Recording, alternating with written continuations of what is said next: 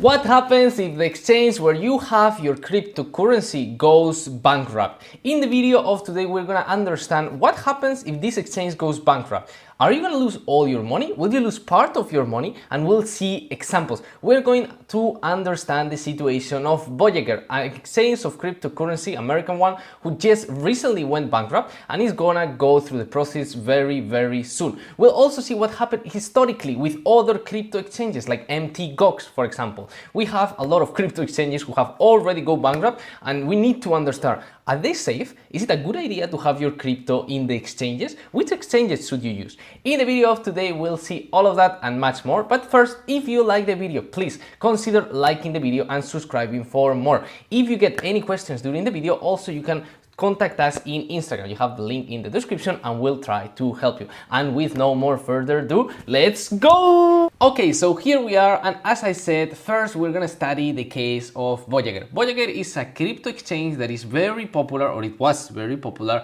in the United States of America. Why? Because as you may know, US regulations are very tight and it's not that easy to have a crypto regulated exchange. As you may know, for example, FTX has FTX USA and Binance has Binance USA, because it's not easy to give products to people from the United States. So Voyager was very popular because it was like very big in the United States and it was regulated there. But what happened with Voyager? Well, basically Voyager has gone bankrupt, and very recently they applied for bankruptcy in New York, okay, in a New York court, okay. So in the episode of today, we're gonna try to understand what happens if your cryptocurrency exchange goes bankrupt. What happens with your money? Are you gonna lose all of it, or will you lose just part of it, okay? But first, we're gonna try to understand history. Has it happened before? Of course it has happened before, okay? In cryptocurrency, we have a history of a lot of crypto exchanges going bankrupt or getting very close to it, okay? The most famous one, and I'll make a specific video about it the next day because they have a very interesting news coming, is MTGOX. It's a Japanese cryptocurrency exchange that went down in 2014, and they are paying their customers now, okay? These guys have been fighting for 8 years to get their money back, and seems like they're gonna be paid now. We'll talk about their example and what happened there, and also we have other examples. We have Quadriga CX, we have CoinDMB, we have BitGrade, we have a lot of them. Quadriga is also very famous because they made even a Netflix movie about it. It's basically an exchange from Canada that went down, but the owner died, or kind of died. It's not completely sure if he died, but what is sure is that he gambled all the money away, okay? Every time people was putting Bitcoin in the platform, he was taking that Bitcoin and gambling in other platforms, which is just, I mean, it's just a crazy story. I recommend to watch the movie. It's very interesting. So what happens with Voyager, first of all? Because it's important to know what happened to understand how is it gonna go. Not all crypto exchanges go the same way through bankruptcy. As we can see, Quadriga CX, you would have lost all your money. MTGOX was very slow. Seems like Voyager is going fast. They already applied for bankruptcy. So what happened to Voyager? Well, the situation of Voyager is related to other topics that we already touched, which is Three Arrows Capital going bankrupt, okay? We made a video in our channel about it, okay? If you want to check it out, it's up here. But basically, Three Arrows Capital is an investment fund that, well, everybody was giving them money, so they invest and they would pay you back. Basically, Voyager give them some loan. They give them a loan of $654 million, which is a lot of money. What happened with Three Arrow Capital? Well, they lose it all, okay? As you know, the market of Bitcoin has been going down, and when it was around $30,000, Luna exploded, okay? Luna, the stable coin of, well, the cryptocurrency who had a stable coin, USD, was attacked, exploded, everything went terrible, and Anchor Protocol, which was a huge protocol in there where everybody was putting their money, disappeared, okay? There was a lot of money wiped out there, and Three Arrow Capital applied for bankruptcy, which means that basically they cannot pay those 600 millions to Voyager. So Voyager has a problem, but they are not the only ones, okay? As you may know, we have also talked about Celsius. If you have your money in Celsius, they didn't apply for bankruptcy yet, but this video will probably interest you because, well, Celsius is very close to applying for bankruptcy. As you may know, Celsius had similar thing. They were taking money from people and investing it in different places to get some yield. They lost those coins, and now they are in a very tight situation, as you know, because, well, cryptocurrency just went down a lot, and right now you cannot withdraw your money, okay? As you can see, withdrawals are paused, and you can only put money, but you cannot take it out, okay? It's a very bad situation. As I said, they didn't apply for bankruptcy. Seems like they are raising funds from other places, which is another option for the exchange. Obviously, it can be better for you, but in general, I think they have chances to go bankruptcy. So if you have crypto coins in Celsius, I would check this video until the end. So what happens when a crypto exchange goes bankrupt? In this case, we're gonna see, as I said, the example of Voyager, and we're gonna see step by step what is gonna happen. Okay, first of all, we need to understand that Voyager is in a very different situation than Mt. Gox, okay? And we need to understand that every exchange going down for bankruptcy, depending on the history and why it went down for bankruptcy, it will change what is going to happen after. In the case of Mt. Gox, basically they lost a lot of money because of a hack, okay? They lost $400 million in a hack. What does it mean? There was a lot of funds for the client that were just lost because they were stolen, which is very different, okay? After that, they recovered part of the money, I think, but also they lost part of the money because of, I don't know, a compromised computer or something like that. So as I said, it's a very long process because it was hacked. So people went to the judges and they went to the legal states and they tried to get their money back. And it took 8 years. It's taken 8 years. They're going to get their money now, which is a lot of money. As I said, I'm going to make a video about it probably next week. You'll have it as soon as I get it. In the case of Voyager, Voyager is a company that just came and said, hey, we are in bankruptcy, but it doesn't mean that we are on free fall, okay? By the way, if you want good crypto information in Twitter, I recommend this account. This guy is very nice in content. As I said, it's not they don't have money. The problem is they have less money than they should, okay? So how much money does Voyager have? As I said, this account uploaded the financial statements after reading the juridical paper, and basically they are holding around, they should be holding around $5,456 billion, okay, of crypto, but they are not holding that. Why? Because they have a hole. They lost a 1 billion with Three Arrows Capital. As you see, one of the biggest loans they had with Three Arrows Capital was 600 million, but they had more because they owe them more from before, okay? So in total, they owe them more than 1 billion, which means that in total, they have $4,473 million of assets. They do have money. They have that money. How much do they owe? How much do people put? Okay, at the end, they owe money to the depositors, to the people who put the money there. Well, they owe $5,557. That's the problem. Bankruptcy does not mean that they don't have money.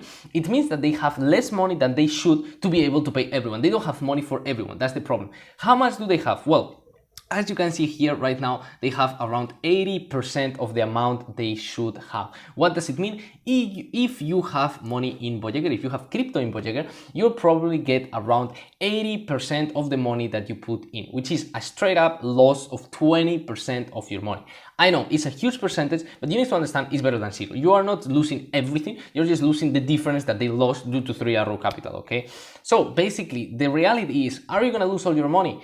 Depends on the process. Normally, no, you'll get your money back, but not fully. You'll get like 70%, 80%, something similar, okay? In the case of Voyager, as I said, they are working pretty fast. They are trying to do their job. And for example, we see that Voyager had a loan with Alameda Research, who also owes them money. And Alameda Research was not only getting the loan, they were also partly owners of the company. Why do I say this? Why is this important? Well, because normally owners, they are gonna get paid first. There is customers who get paid first, and there's customers who get paid second. If you just put your money there, you're gonna be paid probably the last one. So these people who invested in the company in equity, like Alameda, who own 10%, around 10% of the company, 9.5, they are gonna get paid first normally. In this case, no. In this case, Alameda said that they are not getting any money back, and also they gave them 75 million in credit loans very recently, and they said they don't want that money back. So that's good for the customers of Voyager. They are going to get their money back. What if it happens with Celsius? We don't know. There may be some big institutions or hedge funds that invested in Celsius and they had their coins there, and they will get their money 100%. They will probably get like the 100% of the money because they have a secure agreement. They probably have a special agreement. They're going to get paid first, and you will be paid second or third or the last one. This is what is called maturity, and it's important to understand that not everyone gets paid the same way. So yeah, maybe there is 80% of the money, but you get less because they're giving more to other people. So it's important to understand what type of institution you are playing with. And the most important topic, in my opinion, when you are choosing an exchange and you're saying, hey, I want to invest in Coinbase, I want to invest in Binance, I want to invest in FTX. Well, the most important thing is this crypto exchange regulated where you live?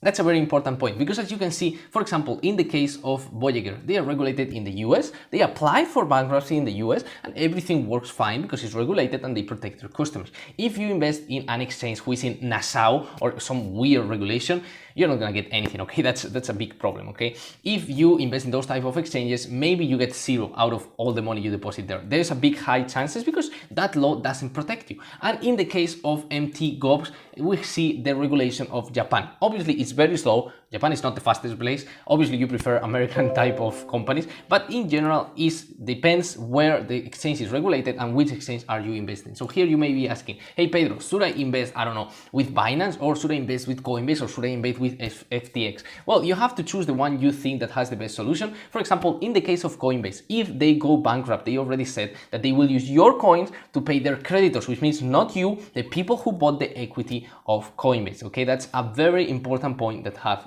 to take into account. In the case of Celsius, we don't know. In the actual situation, it's complicated, but you have to take that into account. And what is the best solution to not be in this situation? Because obviously you don't want to be waiting, I don't know, maybe Voyager is faster, but still it will take like, what, 2-3 years to close the case, you get your money in 3 years. You don't know how much more Bitcoin is gonna be worth. In the case of the people from MT Gox, of course, they bought in 2014, even they lost like 70% of the money. Right now, everyone is in huge gains and they're gonna sell everything when they give it to them because Bitcoin went up in price a lot, right? But it's not normal. We are not expecting that. They had like 20% of the Bitcoins they could have, right? So it's not a good situation. How can you avoid these situations? Well, the only way to avoid these situations is keeping your crypto in your crypto wallet.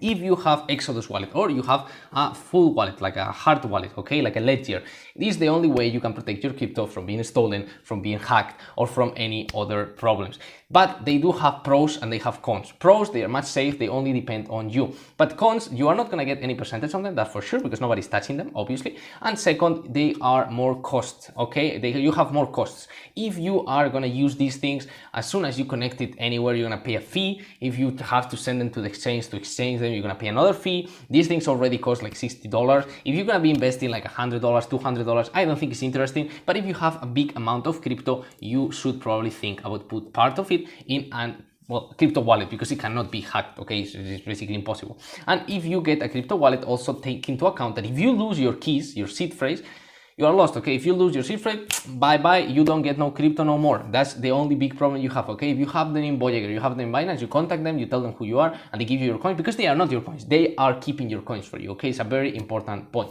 So, in conclusion, will you lose all your money if your crypto exchange goes bankrupt? No. Is the LCU exchange going bankrupt? Maybe yes. And also, about losing all your money, I go back. I didn't say no. Can you lose all your money? Yes, you can, but it depends on the exchange. The more regulated the exchange is, the more serious the exchange is, obviously the best situation you're gonna be in. In general, it's a situation you don't want to be in, but you're gonna be more regulated and more protected. If you want full protection, just get your wallet or get a hard wallet, but also they have pros and cons, as I said. If you like the video, please like and subscribe, as I said. And with this, we're gonna end the video. I hope you like it and see you on the next. Bye!